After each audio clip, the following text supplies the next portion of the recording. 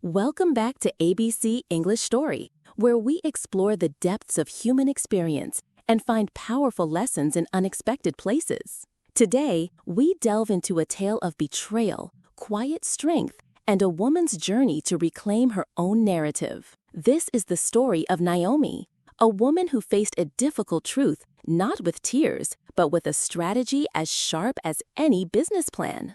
Naomi was, by all accounts, a successful woman. She had built her consulting firm from the ground up, a testament to her sharp mind and relentless ambition. For 15 years, she had also poured her energy into her marriage with Eric, believing they were building a life together, brick by careful brick. He seemed to support her, to cheer her on, his pride a comforting backdrop to her busy life. But sometimes, what we believe to be true can shatter in an instant, revealing a different, colder reality. The first crack appeared not as a whisper, but as a digital fingerprint, a charge on their shared American Express card for an intimate French restaurant Eric and Naomi had visited only once, years ago, for their anniversary. The date of the charge was a Tuesday, a day Eric was supposedly at a sales conference far away. A cold, sharp feeling settled in Naomi's stomach. It was the same feeling that warned her of a bad business deal or a dishonest client. This time, it screamed that something was deeply wrong in her marriage. But Naomi wasn't one to panic. She didn't confront Eric right away. She didn't cry or accuse. That would have given him the upper hand, allowing him to manage her reaction instead of facing his actions. Instead, Naomi did what she did best: research. She hired a digital forensic specialist, a silent hunter of secrets, who, within a week, laid bare the painful truth. Her name was Alexis Bennett. She was 28, Naomi was 42. Alexis worked as a marketing coordinator downtown. And the text messages? Oh, the messages. They weren't just intimate, they were cruel. Eric described Naomi as completely absorbed in her business, someone whose idea of romance is reviewing quarterly projections. Each message was a knife expertly twisted. The evidence was overwhelming. Dinner receipts, hotel charges, even a weekend getaway Eric had claimed was a sales retreat. The night Naomi reviewed it all, Eric came home late, his usual practiced disinterest in her day, a stark contrast to the betrayal she now held in her hands. She smiled, told him she'd made his favorite dinner. As he scrolled on his phone under the table, oblivious, Naomi looked at the face she had woken up to for 15 years, a face that now, she realized, belonged partly to someone else. "Just thinking about a potential new hire," she said, her voice calm, a deceptive mask. Eric gave her a patronizing smile, one she now realized she had grown to hate. "Always thinking about the business," he said. Naomi nodded, taking a sip of wine, a brilliant, cold plan forming in her mind. You see, Eric wasn't entirely wrong. Naomi was always thinking about business. And in business, you don't just react emotionally when something threatens you. You strategize. You find leverage. You turn vulnerability into opportunity. That night, as Eric slept beside her, Naomi pulled up Alexis Bennett's resume. Young, ambitious, looking for new opportunities. Perfect. By morning, a job posting for senior marketing strategist at Naomi's Arm was ready, a role that was a significant step up for Alexis, with a salary that would be impossible to refuse. The beauty of it? Alexis had no idea who Naomi was. Eric had always kept his social life separate from Naomi's business. In his world, Naomi was just Eric's wife who has some kind of business downtown. As the sun rose, Naomi felt a surge of power. The scales, she knew, were about to balance. The interview process moved quickly. Naomi stayed in the background, letting her HR director handle the initial screenings. Alexis's application arrived quickly, full of enthusiasm. Her qualifications were impressive. Eric may be trash, Naomi thought with a wry smile, but he apparently had decent taste in professional women. Naomi reviewed everything, searching for any hint of recognition, any flicker that Alexis might connect the dots. Nothing. Eric had done too good a job of minimizing Naomi in his life. The first time Naomi saw Alexis in person was during the final interview. Naomi observed through one-way glass, her heart hammering. Naomi searched for signs of deceit, but instead saw genuine intelligence and ambition. "She's exactly what we need for the Anderson account," her VP of Operations said. "Make the offer today," Naomi replied. "I want her onboarded by next week." The day Alexis accepted the offer, Eric came home with flowers. A random Tuesday, no special occasion. Naomi's stomach clenched. She took the bouquet with a performance of polite appreciation, wondering if he touched Alexis the same way earlier. Later, while Eric showered, Naomi checked his phone. "Can't meet this weekend. Family obligation I can't get out of." The family obligation was his cousin's wedding, an event Naomi had insisted they attend together. He was using her as an excuse while buying for guilt flowers. Naomi gave the flowers to her housekeeper the next morning. Alexis's first day at the company was a masterclass in self-control for Naomi. At orientation lunch, Naomi casually extended her hand. "Welcome to Bennett Consulting. I'm Naomi Bennett, founder and CEO." When she reached Alexis, there was no flicker of recognition, just professional enthusiasm. "Alexis Chen, Senior Marketing Strategist," Alexis replied, her handshake firm. "I'm so excited to be here." Naomi held her gaze a beat too long. "We have high expectations for you," she said. "I'll be monitoring your work closely." Over the next few weeks, Naomi kept Alexis busy, assigning her to high-profile projects that required late nights at the office. Each time Alexis apologized for canceling personal plans, Naomi graciously told her that dedication was what set their company apart. Naomi wondered if Eric was growing frustrated with Alexis's sudden unavailability. She also made sure to casually mention her husband in Alexis's presence, never by name, just subtle references. All the while, Naomi watched. Alexis checking her phone, her expression falling when she had to cancel another evening plan, trying to maintain composure as her personal life was systematically disrupted. Eric's behavior shifted too. More late nights, more irritability, more transparent lies. Naomi played her part perfectly. The oblivious, work-obsessed wife, too preoccupied with her own career to question his absences. The breaking point came in month 2. Naomi assigned Alexis to a client in Phoenix, a 3-day trip that conveniently overlapped with Eric's supposed sales conference in the same city. Naomi knew they had planned to meet there, their first rendezvous in weeks. She also knew Eric had been complaining about her constantly in his texts to Alexis. "She's completely cold these days. All she cares about is that damn company." The night before Alexis was scheduled to leave, Naomi called her into her office. "I need to make a change to tomorrow's plans," Naomi said calmly. Alexis, poised and professional, replied, "Of course, what do you need?" "I've decided to attend the Phoenix meeting myself. You'll stay here and handle the Miller presentation instead." Naomi watched the careful control in Alexis's expression, the slight widening of her eyes, the quick calculation happening behind them. "But I've prepared everything for Phoenix," Alexis said. "The Miller presentation would require significant—" "I have complete confidence in your ability to adapt," Alexis interrupted smoothly. "That's why we hired you. Flexibility is essential in our industry."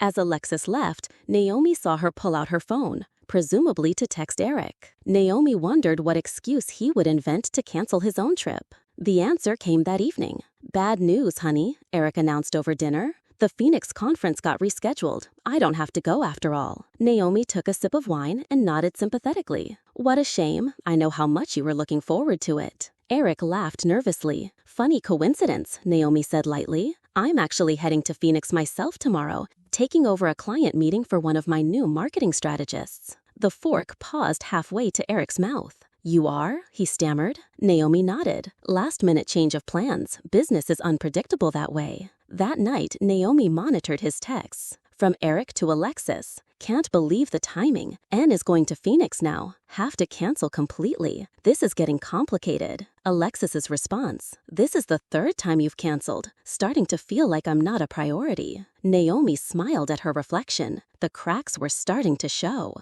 People often underestimate quiet women. They mistake silence for weakness, patience for passivity, planning for procrastination. That's their first mistake. Their second is assuming we don't notice everything. Naomi had been noticing things about Eric for 15 years. His tells, his patterns, the slight shift in his voice when he was lying. She knew his passwords because he used the same ones for everything. But more importantly, she had been noticing things about Alexis during her 2 months at the company. Alexis was talented, driven, slightly insecure, desperate for validation, romantic to a fault, and fundamentally decent. That last part, Naomi knew, would become her breaking point. After the Phoenix incident, Naomi shifted strategy. Instead of separating them, she began creating opportunities for Alexis to see the real Eric. Not the charming, attentive lover, but the manipulative, self-serving man Naomi had come to know. First, she promoted Alexis to lead their new division focusing on financial services, the same industry where Eric worked. This meant Alexis would now interact with his colleagues, his clients, his professional world.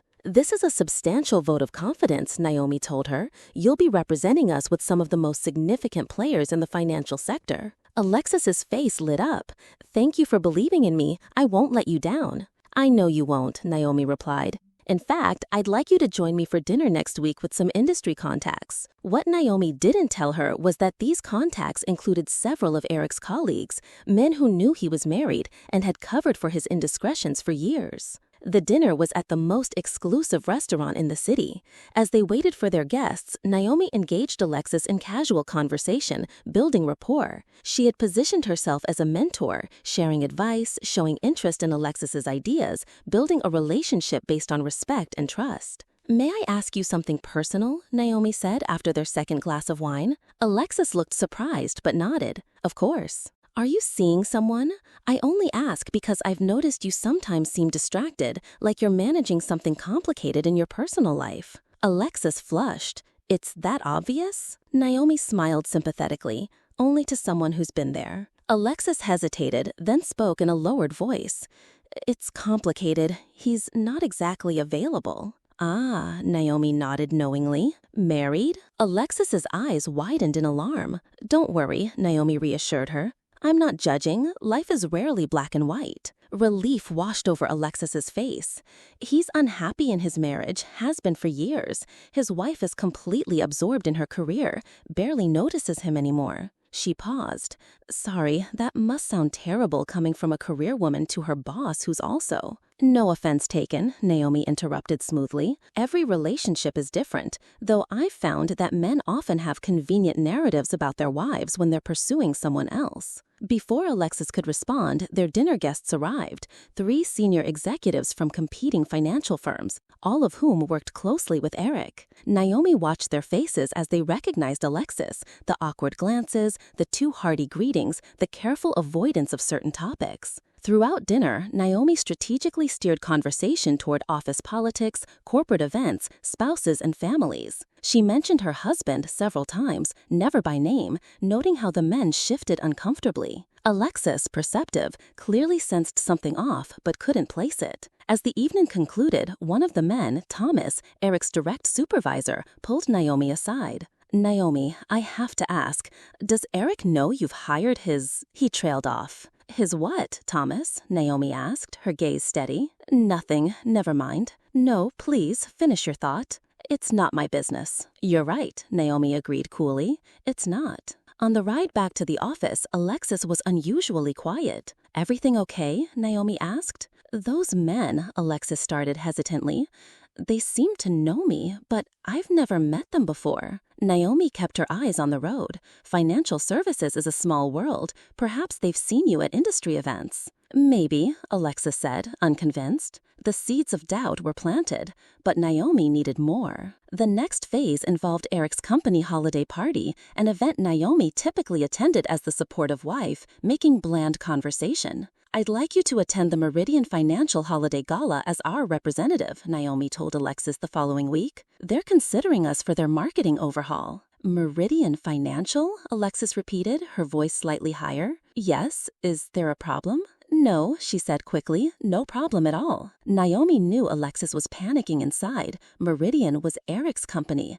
Alexis would be attending his holiday party, the same party where Naomi would be present as his wife. It was a collision course, and Alexis knew it. What she didn't know was that Naomi had been methodically documenting everything for months. Texts, financial records showing gifts Eric bought Alexis on their joint credit card, hotel receipts, photos. Naomi had also been quietly meeting with divorce attorneys, securing her company assets, and preparing financially. She had moved significant portions of their joint savings into her protected business accounts, all perfectly legal, effectively placing them behind Eric's reach. The night before the party, Eric was unusually attentive. He helped Naomi choose her dress, a striking red gown. He suggested she wear her hair up, exposing her neck, as he'd always liked. He was nervous, Naomi realized, nervous about tomorrow night, trying to ensure she looked her best when she inevitably came face to face with his mistress. What tragic irony! He was preparing his wife to meet his lover, while Naomi was preparing his lover to discover she was not the only one being deceived. As Naomi laid out her jewelry, Eric received a text. She watched his face, saw the micro-expression of panic before he composed himself. "Everything okay?" Naomi asked innocently. "Fine," he said too quickly. "Just work stuff." Later, while he showered, Naomi checked his phone. The message was from Alexis. "I have to attend your company party tomorrow night for work. What are we going to do?" Eric's response: "Don't worry, my wife will be in a different part of the room. We'll barely interact. Just act professional if we happen to meet. She won't suspect anything." Naomi placed his phone back exactly where it had been and returned to selecting her earrings for tomorrow night's performance. The stage was set. All the players were in position. Tomorrow would change everything, but not in the way either of them expected. Naomi went to bed feeling strangely calm. For months, she had channeled her pain into planning rather than confrontation, her rage into strategy rather than scenes. While they thought she was oblivious, she had been orchestrating their undoing with the same methodical precision she had used to build her business. They thought she gave everything to her career and nothing to her marriage. They were about to learn how thoroughly they had underestimated her. The Meridian Financial Holiday Gala was held at the Grand Hilton downtown, a glittering affair. Naomi arrived on Eric's arm, the picture of wifely support in her red dress. He was unusually nervous, his palms sweaty. "You look stunning tonight," he said for the third time. "Everyone's going to be jealous that you're with me." Naomi smiled, touching his cheek gently. "That's sweet, but we both know I'm the lucky one." His expression flickered with discomfort, guilt, fear, perhaps both. "Let's get a drink," he suggested, pulling away toward the bar. Naomi scanned the room, spotting Alexis almost immediately. She stood near the entrance, clutching her purse, her eyes darting nervously. When she spotted Eric at the bar, her posture changed subtly, a straightening of her spine, a slight lift of her chin. Then her gaze shifted and landed on Naomi beside him. Naomi saw the exact moment recognition dawn, her eyes widening, her lips parting slightly in shock. Alexis had seen her photo before, but seeing her in person on Eric's arm was jarring. Naomi pretended not to notice, accepting her champagne from Eric with a warm smile that made him relax slightly. Poor Eric, thinking the worst was avoided because they hadn't been formally introduced yet. "I should circulate," Naomi told him, "introduce myself to some of the new executives." "Of course," he agreed quickly, relieved. "I need to check in with Thomas about the Henderson account anyway." They separated. Naomi watched Eric immediately text something on his phone. Across the room, Alexis checked her device, then slipped out to the terrace. Instead of following them, Naomi approached Thomas and his wife, engaging them in conversation about their recent vacation. All the while, she monitored Eric's movements in her peripheral vision as he briefly joined Alexis on the terrace before returning inside, careful to maintain separation. Their little ballet of discretion continued for an hour. At precisely 9:30 p.m., Naomi excused herself and approached the stage where the company CEO was preparing to give his annual address. Naomi had arranged this moment weeks ago, calling in a favor from the CEO's wife, a former client who adored her. Before we begin the formal remarks, the CEO announced, I'd like to invite Naomi Bennett to say a few words. As many of you know, her consulting firm has been instrumental in several of our subsidiary companies' success this year. Surprised murmurs rippled through the crowd. This wasn't on the program. Eric looked stricken as Naomi gracefully ascended the steps to the podium, her red dress catching the light dramatically. Thank you for that kind introduction, Naomi began, her voice steady and clear. Meridian Financial has been a valued associate of Bennett Consulting for many years, and I'm looking forward to expanding that relationship in the coming year. She paused, scanning the crowd until she found both Eric and Alexis in her sightline. In fact, I've recently brought on a brilliant new marketing strategist who I believe will revolutionize how financial services companies like Meridian connect with their clients. Alexis Chen, would you please join me on stage? The room went silent. Alexis stood frozen, her champagne glass nearly slipping from her fingers. Eric had gone pale, his eyes darting between them in undisguised panic. Slowly, Alexis made her way to the stage, her professional training overriding her personal terror. As she climbed the steps, Naomi extended her hand to her with a warm smile. Alexis has been an extraordinary addition to our team, Naomi continued smoothly. Her creativity and dedication have impressed everyone, including me, her direct supervisor. She turned to Alexis, maintaining her pleasant expression. Alexis, would you like to say a few words about the marketing innovations you envision for companies like Meridian? Trapped, Alexis had no choice but to take the microphone. To her credit, she managed a brief, coherent statement about digital marketing strategies despite the visible tremor in her hands. When she finished, Naomi reclaimed the microphone. Thank you, Alexis. I consider myself fortunate to work with such talented people. She paused meaningfully. Loyalty and honesty are values I prize above all others, both in business and in personal relationships. Her eyes found Eric in the crowd. He was sweating visibly.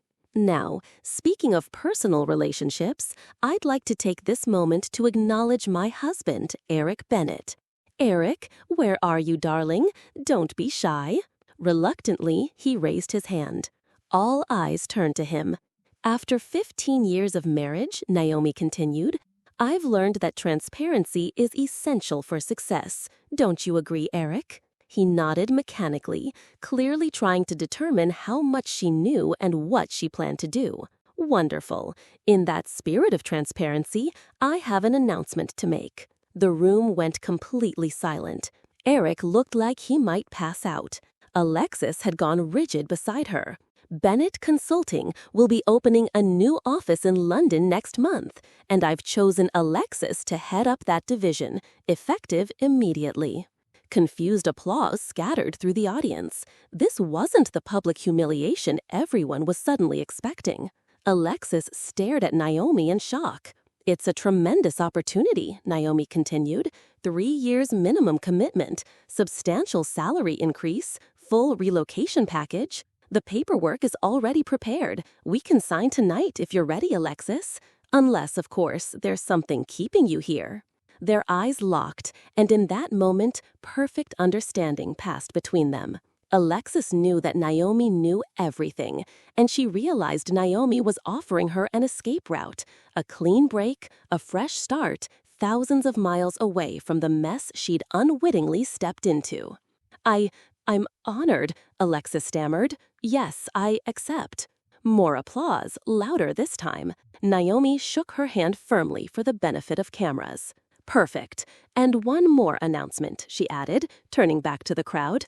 After considerable thought, I've decided to dissolve my personal partnership while strengthening my professional ones.